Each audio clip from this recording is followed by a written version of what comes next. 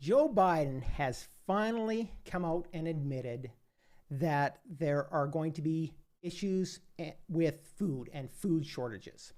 Now, of course, he's not taking any of the blame for this. This all has to do with the Russia and Ukraine war. We'll get into that a little bit later. But at least he is actually starting to admit that these things are on the horizon.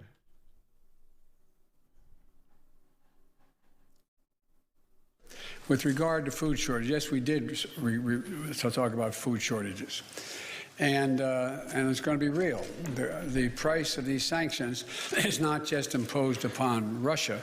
It's imposed upon an awful lot of countries as well, including European countries and our country as well. Now, of course, him and the rest of the mainstream media are downplaying this threat quite a bit. They're setting it up so that you're not too worried about it. They're promising that they're going to take care of you. Big Daddy government is going to be there to take care of you no matter what happens. And they're saying, yeah, well, there'll be a little bit of a food shortage. We are going to be there to protect you and make sure that you stay safe. You don't have to worry about it. But we had a long discussion in the G7 with both the United States, which has a significant, the third largest producer of wheat in the world, as well as Canada, which is also a major, major producer. And we both talked about how we could increase and disseminate more rapidly food shortages. So on and on he goes. The rest of the video is really more of the same, more of him talking about how great the government is and how they're going to take care of everybody and how we never have to worry about it, and that it's up to them. You can just rely on that nanny state forever. Anyway, good morning, good afternoon, depending on where you're coming at it. Welcome back to Renegade News Live. I'm your host, Glenn Kowalski. Every week on this channel, we talk about things like breaking free from the system, paying less tax, and living anywhere in the world you want. So today we're going to talk about the upcoming food crisis and what's going on in the news cycle, and specifically what is real, what's fake news, and most importantly, what you can actually do about it to protect yourself and your family, no matter what happens. We're going to be streaming live to YouTube. We're streaming live to our Facebook page, also to our profile. I want to give a special shout out to our renegades who are watching in the Renegade Movement, which is our free community. If you haven't joined it already, our free community gets together and we talk about topics such as, like I said earlier, breaking free from the system, paying less tax, living anywhere in your world that you want. We talk about things like cryptocurrency and self-sufficiency and other topics about freedom and liberty and what's going on in the world, and how to best take advantage of it so that you can live independently within the system. So with all that being said, if you let me know in the comments if you're watching. I'm going to try and keep an eye on the comments. So if you have any questions that come up, let me know and I'll try to watch for those and we'll answer those during the live, especially if you can comment on YouTube or on Facebook. We're monitoring the comments from those right now. So we'll watch out for those. And just let us know that you're out there and that you're watching. And with that, let's just jump right into it.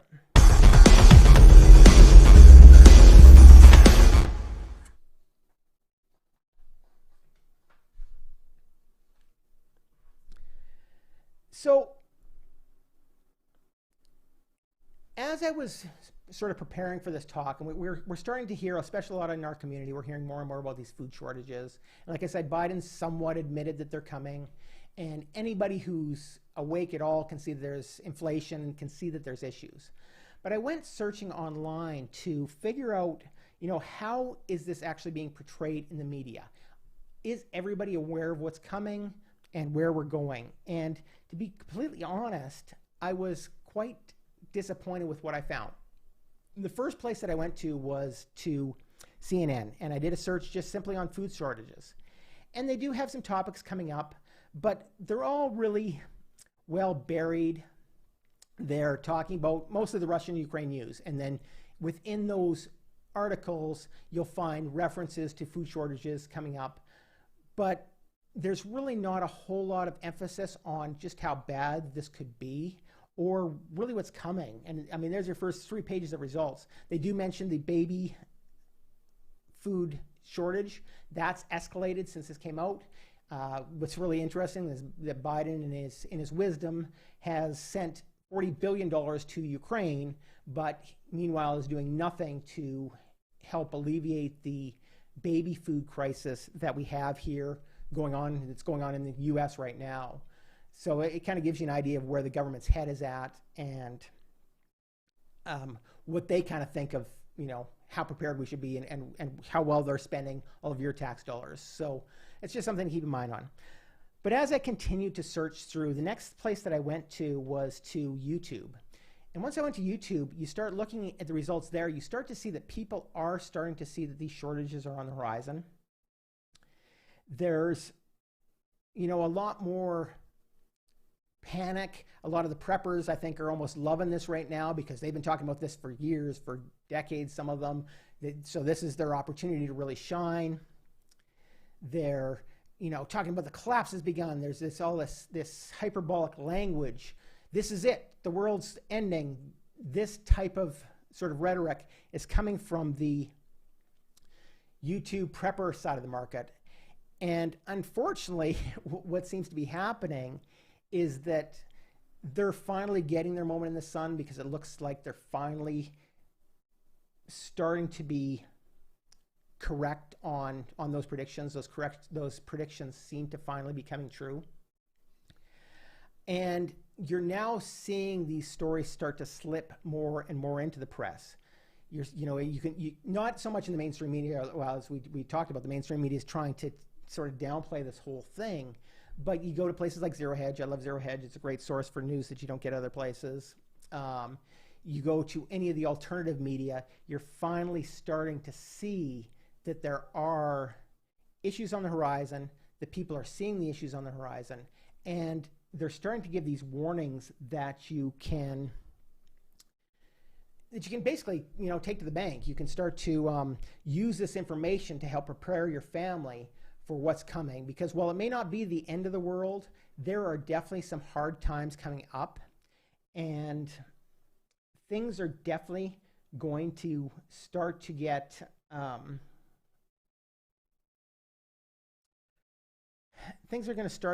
kind of I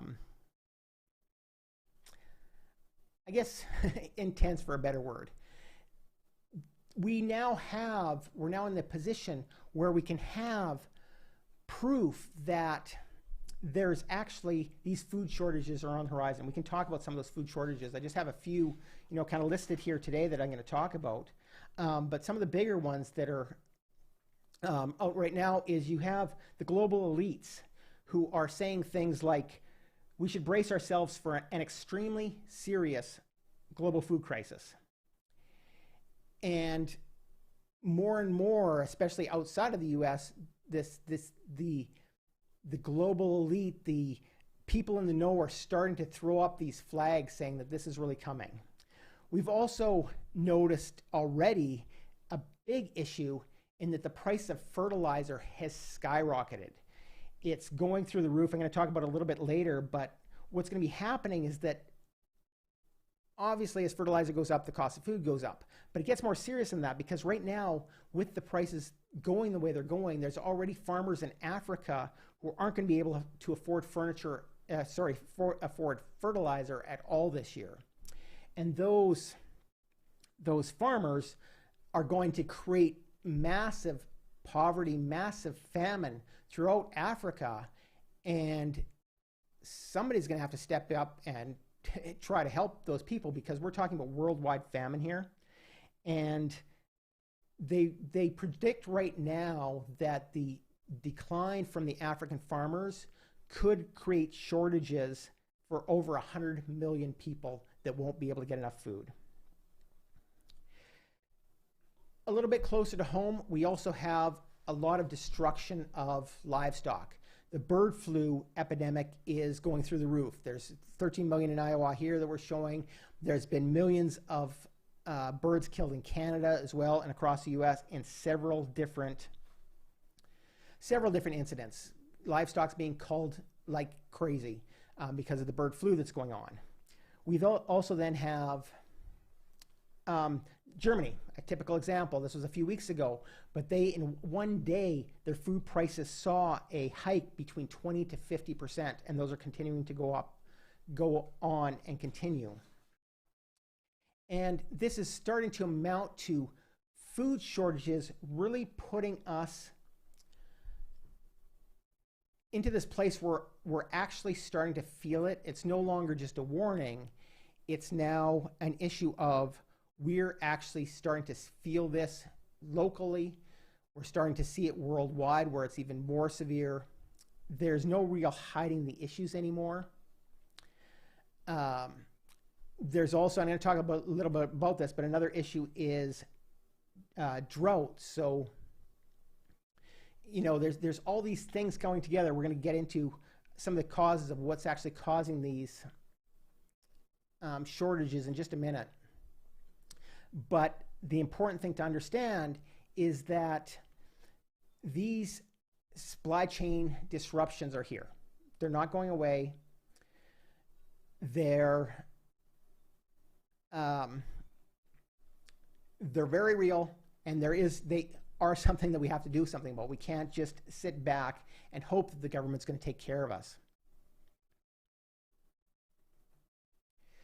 So a question that we first sort of have to look into is, like, what's actually causing these supply chain issues? Obviously, Biden's blaming it all on the Russia-Ukraine crisis, and that's a part of it. There's no question about it. And certain aspects of it, that certainly makes worse.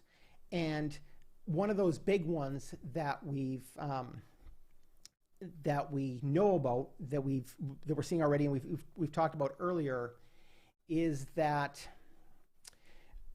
the cost of fertilizer is exploding. And a lot of this is because of Russia and Belarus. Russia and Belarus are two major exporters of potash, ammonia, urea, and a lot of other crucial fertilizer ingredients. And those are used everywhere from Iowa to Zimbabwe. They're used everywhere around the world. And before the war even started, the U.S. had already started to sanction Belarus because of their dictator, Alexander Lukashenko. He has human rights issues, so the U.S. is already starting to sanction his supply. So that already caused a supply shortage. But now Russia has begun blocking, because of the sanctions against him, Russia's been blocking those exports as well. And fertilizer prices are going up through the roof already. The farmers are already saying that it's dramatically increased their costs. And it's going to be making it impossible for a lot of farmers to even plant their corn this year.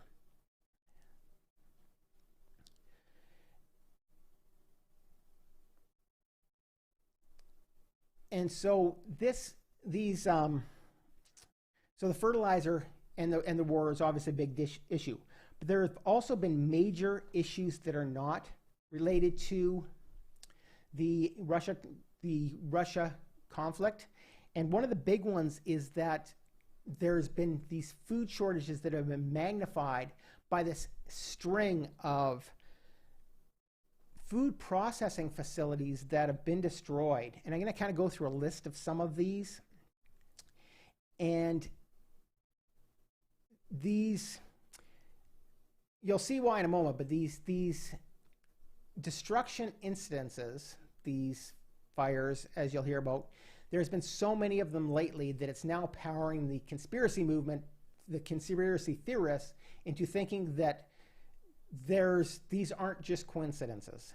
And I can understand why. I'm not a believer in coincidences. And once you start to have them start to pile up, something definitely seems that it's, something definitely seems off. Like, for example, there was, a couple weeks ago, there was a massive massive fire at California's Taylor Farms. And on that exact same day, an airplane crashed into Idaho's Gem State Processing Facility. And that plant creates and processes 18,000 acres worth of potatoes every year. So now you're looking at 18,000 acres of food that's taken out of that food supply. There was no injuries in that, fortunately. But that's just the start of the things that are going on. I'm just going to go over a couple of them. There was a couple of Monday nights ago, there was a big fire that destroyed parts of the Azure Standard headquarters in Oregon. They are USA's largest independent food distributor. Back in March, there was a major fire that forced the closure of the Nestle plant in Ionsboro, Arkansas. And that plant deals with frozen foods like the Hot Pockets, the famous Hot Pockets, that's theirs. And they had just announced plans for $100 million expansion, but now they're dealing with this massive fire. There's also the Penobosc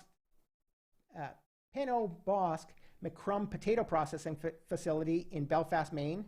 It was destroyed by a fire in March. And that was blamed on a deep fryer incident. In Canada, there was a call after an explosion at the Centre de Valorisation des Parlements de l'Estrie, which is, sorry, excuse my poor French. That is an industrial food preparation and processing facility that's in Sherbrooke, Quebec. In that one, 5 people were injured. It started as an explosion, then turned into a major fire. Back in late March, the Maricopa Food Pantry, which is a food bank in Arizona, they saw 50,000 pounds of food burn up in a big blaze in Texas. Back in February, there was Wisconsin River Meats was destroyed by fire. Parts of it were destroyed by fire. And the entire old portion of its plant was lost. Also in February, there was a boiler explosion at a potato chip plant in Hermiston, Oregon, and that sent several people to the hospital with injuries. They supply a lot of the western U.S. with potato chips and corn chips. There was another fire in February caused that was at the Lewis Dreyfus Company's in Claypool, Indiana, which is a soybean processing and a biodiesel plant. So there's obviously an issue with soy, but biodiesel, having a lack of biodiesel also translates, of course, into farming and into a lack of farming equipment or inability to run your farming equipment. There was a poultry processing plant that burned down with major excessive damage in Hamilton, Ontario. There was a fire in January at the Cargill nutrient plant in Lecompte,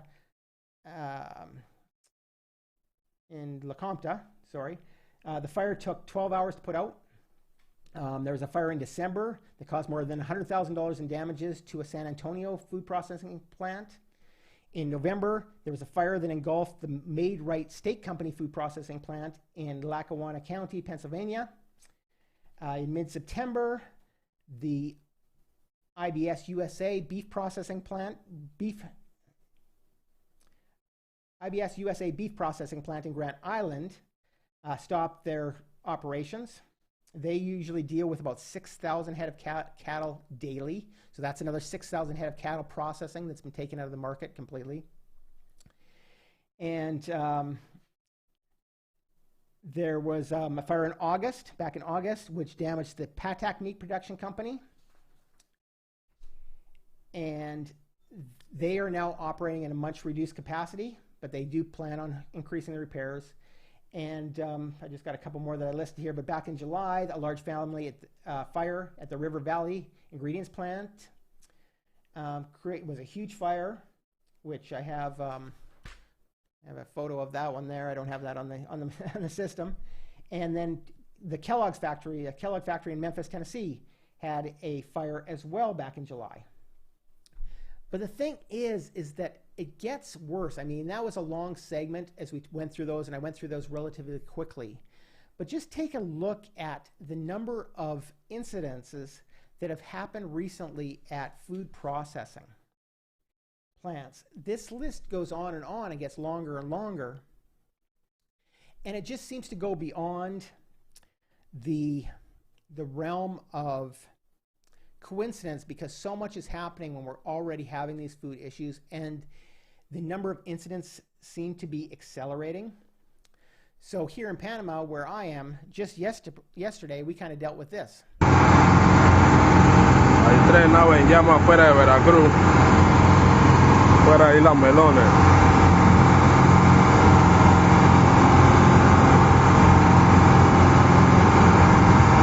Key thing. So in case you can't tell what's going on there, that's not one, not two, but three huge fishing vessels that are on fire close to their docking port in Panama. This is one of the largest seafood exporters in Panama. Last I heard, we didn't know what the cause of the fires were. It was kind of bizarre that it was on all three. There may be a perfectly logical explanation for what that was, but at the time of reporting yesterday, nobody knew what that was. So these things are just going on.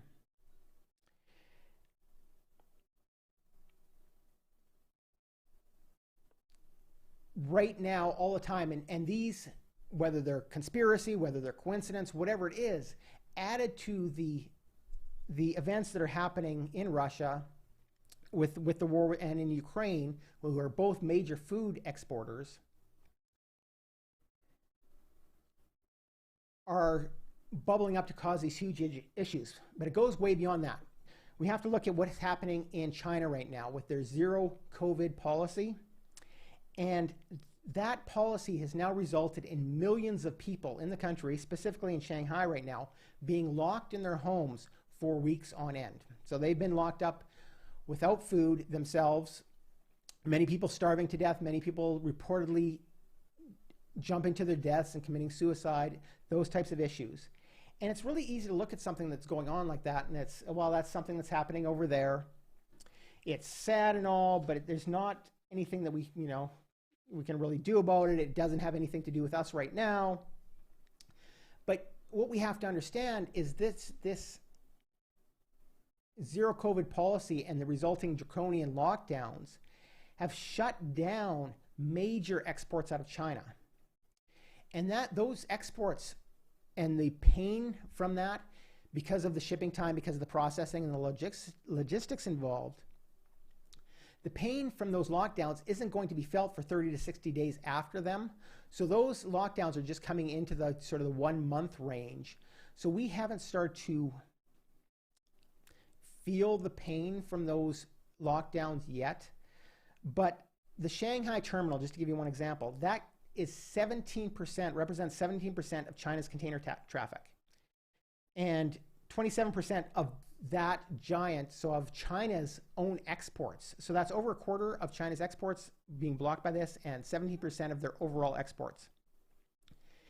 And that makes Shanghai one of the most important shipping facilities in the world, really. And so that's putting additional pressure on our inflation crisis, on the food supplies. And they're already saying that at least 20% of the container ship fleet traffic is currently trapped, and there's no way for them to unload their cargo. So that means that any food, if they are shipping food on those, and I don't know the statistics on that, but any food could potentially be spoiled. But that's still parts for tractors, parts for agriculture equipment, parts for hauling equipment, for trucks, for all of those things. Different supplies for the industrial sector, electronic equipment, clothing, footwear, all of those things, which all contribute to inflation. They all contribute to the food crisis that we are currently facing and starting to move towards. Already, according to the Comptroller General, the price of some materials used in construction, things like electrical wire, steel rods, have already gone up between 19 and 40% during the first quarter of this year. Anybody who's done any building knows that it's insane, the price of construction materials. Here in Panama, stuff is tripling, quadrupling in price. Like it's just unbelievable what's happening with the construction industry. And that's all coming from these shipping shortages, not directly from the war with Ukraine. And so all of this is coming together, and guys, this is going to be insane what's coming. I don't want to sound like one of the preppers or one of these doom and gloomers that's out there, but what we're facing is a serious food and overall supply issues, because there's many other things in addition to what we've talked about sort of in more detail that I'll go over more quickly. But there's things like poverty that causes food issues. Poverty in Africa, we talked about that a little bit earlier, how hundreds of millions of people could be starving. Somebody has to step up and pay for that. That puts pressure on the economy because of lack of dollars, increases inflation as well. There's also disease. Anybody hear of any diseases that we might have been dealing with over the last couple of years? You may or may not have heard that. There was sort of mention on the news here and there. You may have heard about it. But like, check out, like, I mean, I got something today. I'll just bring this up quickly. We can just take a look at it.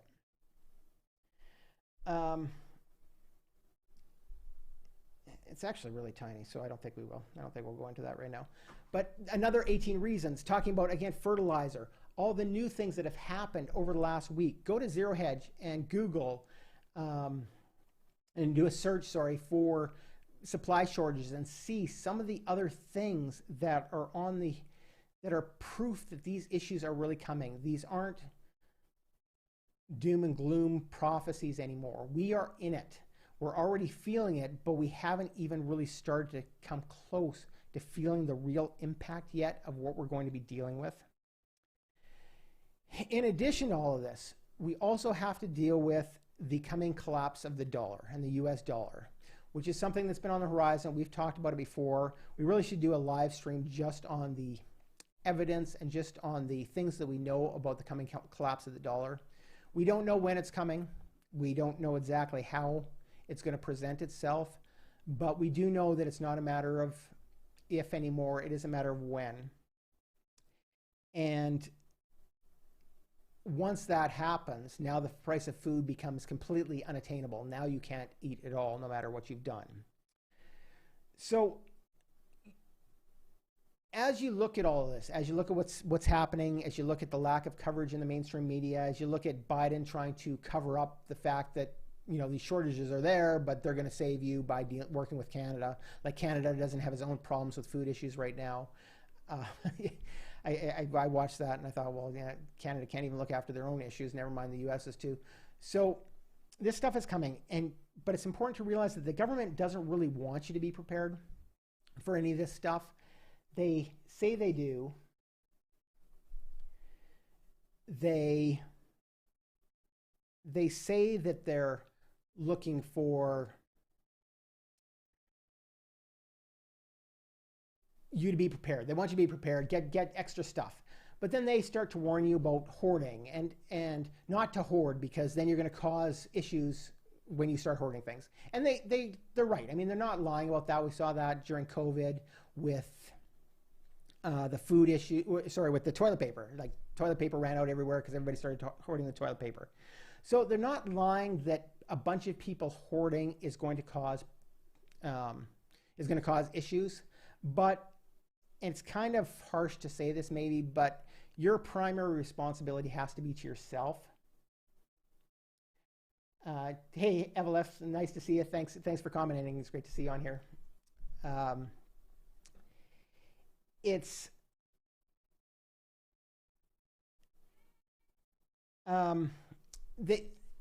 You have to take responsibility for yourself. That's the most important thing, is that you actually take responsibility to make sure that your family's protected first, because if you don't do that, then you can't be in a position to help everybody else. So that's why you have to do. And fortunately, there are things that you can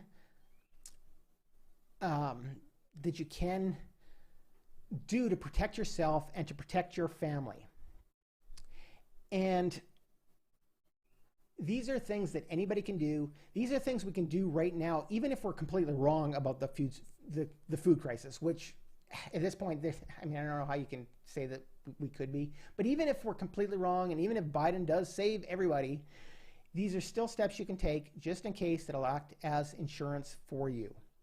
And the first thing, obviously, if you're looking for surviving in a survival situation, is stop stocking up. And everybody talks about stocking up. But really, what does that mean to do that? Well, the first thing that you want to do is you want to look at stocking up on the things that are staples, and specifically on staples that have a really long shelf life. You know, things like salt, and peanut butter is a great one. I love peanut butter, and having it on hand, it's really high in protein, fat, and calories, so it can give you energy in a bad situation. Very healthy, and it's a fast way to get energy when you're going to need it when these when the shit really does hit the fan. Things like canned and dehydrated fish and meats, powdered milk, rice, and pasta. These are some of the real staples that you really have to start stocking up on getting ready. Also, there's wheat and whole grains and flour. And these were always a staple that you should have to protect yourself in case of a shit hits the fan situation. But now, because of the war in Russia and Ukraine, which are major exporters of those grains, especially the Ukraine, it's even more important that you have a supply. That war situation could go on for years, and that means that no grains are coming out of that area for a long time. Other things that you can stock up on that are good for energy are things like trail mix, nuts, beans. There's also survival and hiking food, so those pre-made meals. They're, as a bit of a warning, they're an extremely expensive way to go, and the prices on those right now are going through the roof as well. They've increased in price significantly, but they are a good option for fast food, for fast food availability with a lot of energy. There's also canned meat, fruits, and vegetables, obviously. Soup and these other things that can last a long time, like dried and dehydrated fruit and honey. I've also heard that another good one to keep on hand is lard, and apparently it lasts a long time. It's super important to have. It's high in calories and energy, and what does last forever. I know my grandmother used to cook with lard. It's not something that I've ever done, so it's not something that I keep right now, but apparently it is something that's really essential for survival. And you want to stock up on these things first because they last for a long time. But it's also important to remember that they're not going to last forever. These types of foods will last for years, sometimes several years, sometimes as much as 20 to 30 years, but they aren't going to last forever. So one of the things that you want to do is plan to rotate them out and actually use them.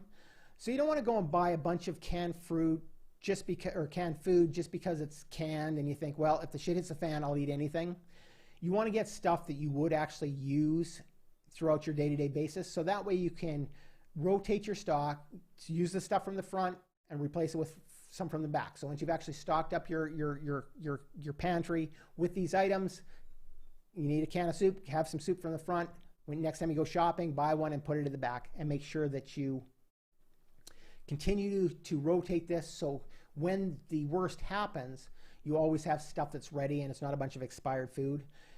As a side note, just to add to that, if things go bad in the world, the food that's past its expiry date hasn't necessarily gone bad. It may not look as good, it may not even taste as good. Obviously, I'm not telling you to eat a bunch of spoiled food, but keep in mind that in an emergency situation, those expiry dates for most things are more for a best before date, but not a necessarily you have to use before date, so things will last longer than what they label on the cans. So now that you have your basic supplies, the next thing that you want to do is you want to get a garden. And obviously, a garden isn't for everybody, but I'm going to address that in just a sec too. But one thing to keep in mind is when you're starting to eat these dried and these dehydrated foods and these canned foods, and this goes on for a little while, you can live on them for short term, but after a while, it's going to get really boring and really depressed. And like I said earlier, they don't last forever. So eventually, if something is a long-term disaster, those foods will eventually run out and not last forever. But a survival garden, on the other hand, that can give you food that'll go on and on for years and years and years. And yes, it's more difficult for some people in, for example, an apartment. But these survival gardens don't actually take as much space as you might think. The yard's obviously easier. It gives you more options of what you can grow and makes it a lot easier. But with vertical gardening, a balcony can provide enough food to supply your family for quite a long time. And in worst case scenario, even if it's not a forever thing, it can certainly stretch out your staples by giving you foods that you can supplement with those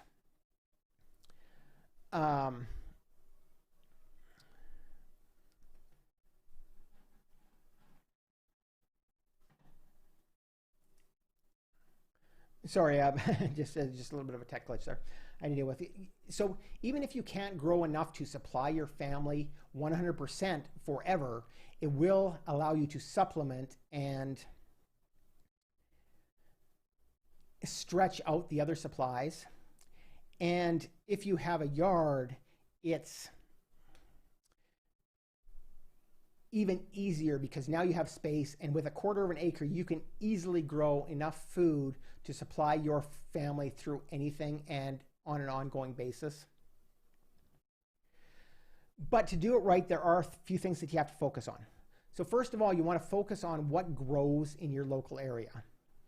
You don't want to be trying to grow tropical fruit like a pineapple or a coconut in Seattle. I mean, yes, if you're just gardening for fun, it can be a fun challenge to do. If you have a place you can bring it in the wintertime and to get it out of the winter, it can be a fun experiment, a fun hobby.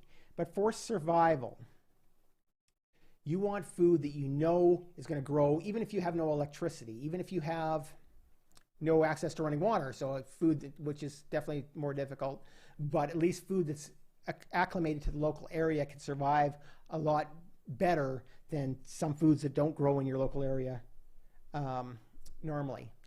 The other thing that I recommend strongly is that you do some fruits as well, not just vegetables. And there's a few reasons for that. Obviously, fruits have some extra vitamins and minerals that your body needs, that'll keep you going. They give you a fast charge of energy because of the sugars in them. But they're also a motivator. So one thing to think about is when the world's going to shit all around us, when everything's collapsing, it's not going to be a happy time. We're looking, even if you're prepared, we're looking at tough times. But having some good tasting fruit can definitely take that edge off and definitely help to put you in a better mood. You also want to stock up not just on the foods for the gardens and your seeds. You also want to stock up on some of the things you need. Things like fertilizer. We've already talked about that. The price of fertilizer has already skyrocketed. A year from now, what is it going to cost for fertilizer? What if you had your supply ready today? You're going to save yourself. I mean, it's impossible to predict how much, but that's a huge saving. So you want to definitely make sure you have those on hand. You have your tools on hand. You have soil, nutrients, backup water, a backup rainwater catchment system so that you have a way to water and irrigate during the drier seasons. And since obviously water is so important, you also want to learn how to preserve that harvest for as long as possible. And this is something that a lot of people don't think about, but when you pull a vegetable out of your garden, it's usually only going to last for a few days. And we're fortunate here in Panama, we have a year-round growing season, but not every vegetable or fruit will grow season. You know, we have seasons for different items here as well. But if you live in, you know, northern Canada or Canada in general, you have seasons where you can't grow outside at all. So you want to be able to preserve that harvest for as long as you possibly can. And that means learning how to do things like canning your fruits and your vegetables, dehydrating things so it lasts longer. It could also mean building things like a root cellar or some other colder storage area. You can keep a lot of fruits and vegetables for a long time. Apples and certain vegetables, certain melons could stay for a long time as long as they're kept cool. And I know that that's something that my wife and I have decided to do. We're going to be building a root cellar. Here in Panama, it's really hot. So there's no place, if the air conditioner goes out, there's no place inside where you can keep things really cool. So even for our dry storage goods, it'd be better to keep it cooler. So we are building a root cellar here on the property. I'm not going to say too much more about it because we don't want to be too obvious to everybody around, but we are going to be creating a lot of content videos. We're going to be doing some instruction. We're going to be talking about the issues that we run into. So you might want to watch out for that from us as well. That'll kind of help you get started on your own because I'm sure I'm going to make every mistake in the book. And I've already picked out sort of the process I'm going to use, but I'm sure that I'll still screw something up, so you'll be able to learn from my mistakes. After you've gotten that garden established, though, now we got to start thinking about things, especially for much longer term, but not necessarily long term. and not necessarily, even if the worst happens, these are still things that can help us out through all types of inflation events, short-term food shortages, etc. And that's getting livestock. Now, obviously, if you live in an apartment, this isn't an option for you. And even for some people living in the city, livestock may not be possible for you. But most cities do allow now backyard chickens. That's becoming a lot more common in the cities now, and they can be an awesome source of eggs. We have our chickens give us eggs daily. They provide us with a lot of fun. They're very entertaining. And yeah, so we really enjoy having chickens around, and like I said, it's a way to get eggs. Eggs are up to, here in Panama. I was talking to our gardener today, and he told me they're up to like 45 cents per egg now, something like that. It's just crazy what the prices are doing. So by having a few every day, we are saving money, and we can't use all that we get, so we give them to our friends and our neighbors as well. So that's a lot of fun. There's also taking livestock to the next level for food, and livestock like chickens, quail, and rabbits. They don't take up a whole lot of space, but they can provide you meat year-round. They breed quickly if you do it correctly, and they can provide you a great source of meat and protein in the long term.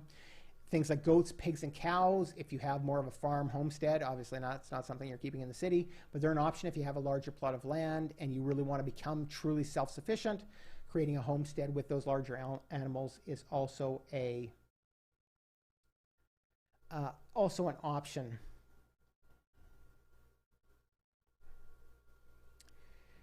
Now, there's one other thing that you have to talk about, and it's one that I don't want to talk about so much, but it's something you have to think about. And that's that in a long-term survival situation, I would say 99%, the vast majority of your neighbors are not going to be prepared to weather it out. They're not going to be prepared with food. They're not going to be prepared to eat. They're going to have a really, really rough time coming. And obviously we want to be in a position to help our neighbors in any way we can, but our first priority is to our families. And when you're in the planning stages of your storage facilities, your bunker, your root cellars, what you're actually stocking up on, you want to think about, first of all, your family and your friends and acquaintances and who you're actually going to have in your inner circle. And that's all that you want to let know about what you have, is those who are in your inner circles. You have to find a way to protect your stash. So your root cellar, if you chose to create one, it has to be secure. It's best if it's like hidden and nobody else knows about it. So if you can dig it out without your neighbors knowing it's even there, that's your best situation, because nothing becomes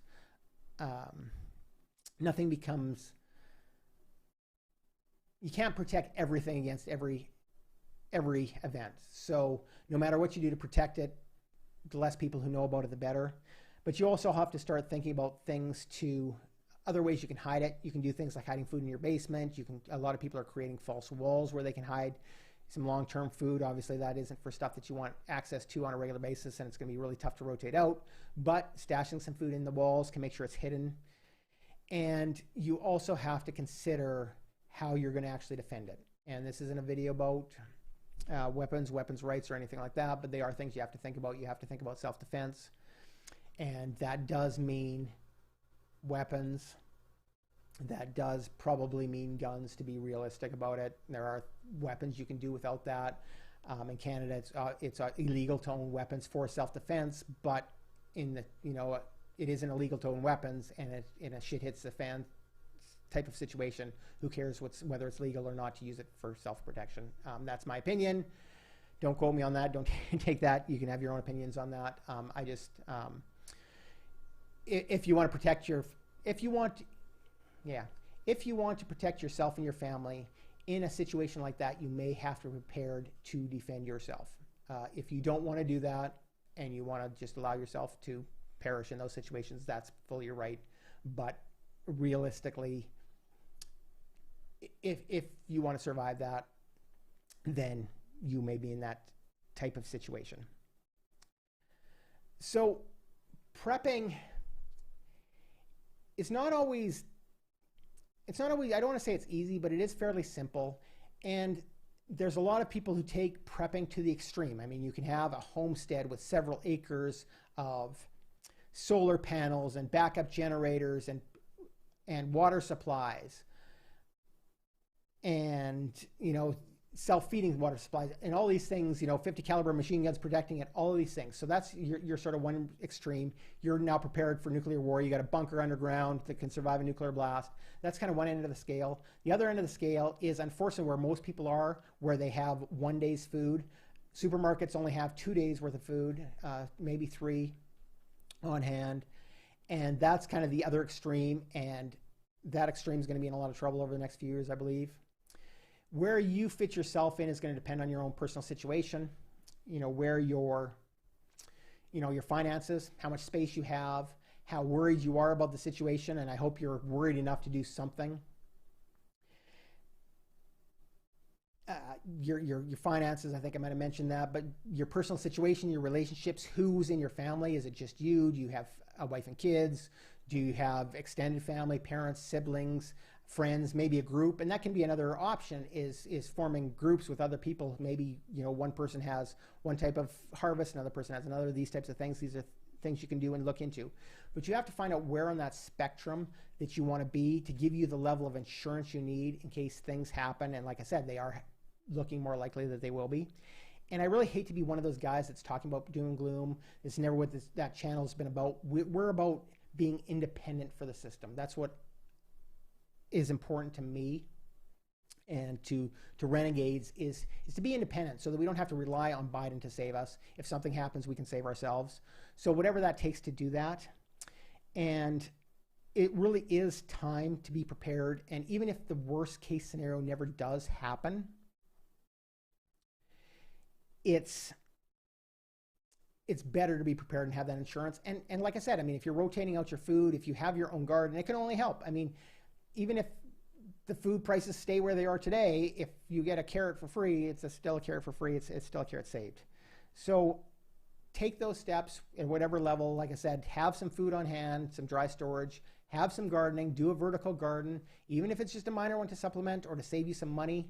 There's no reason almost anyone can't have this. Obviously, if you're mobile living on the road, although even in those cases, I mean, I know I used to sail a lot, and I know a lot of people living on boats that grow their own food. So there's always ways to do that. Livestock, you're starting to get a little bit more tricky, but backyard chickens are a great place to start, and you can go from there. So take those steps that you want to take to get you into that position so that you're protected and that you're safe. And also, don't forget to join our Renegade community. It's completely free. You can join it at renegades.palmtreeresearch.com. We talk about self-sufficiency. We talk about cryptocurrency. We talk about all those topics. Anything that's important to break free from the system, pay less tax, and live anywhere in the world. That's really what we talk about. And I would love to see you in there. Like I said, it's completely free. We have a number of different resources. And wherever you are, I hope you're having a great Thursday. I look forward to chatting you. We're here on the air every Thursday at 12 p.m. Panama time, which currently is Central Time. We don't actually have daylight savings, so it changes. So we're actually technically Eastern Standard Time, but we're not on Eastern Time right now. So we go live every week. Within the community, we're talking about doing some extra lives as well. We have a number of videos in our channel, so check out our channel and subscribe as well. And I will see you next time here on Renegade News Live.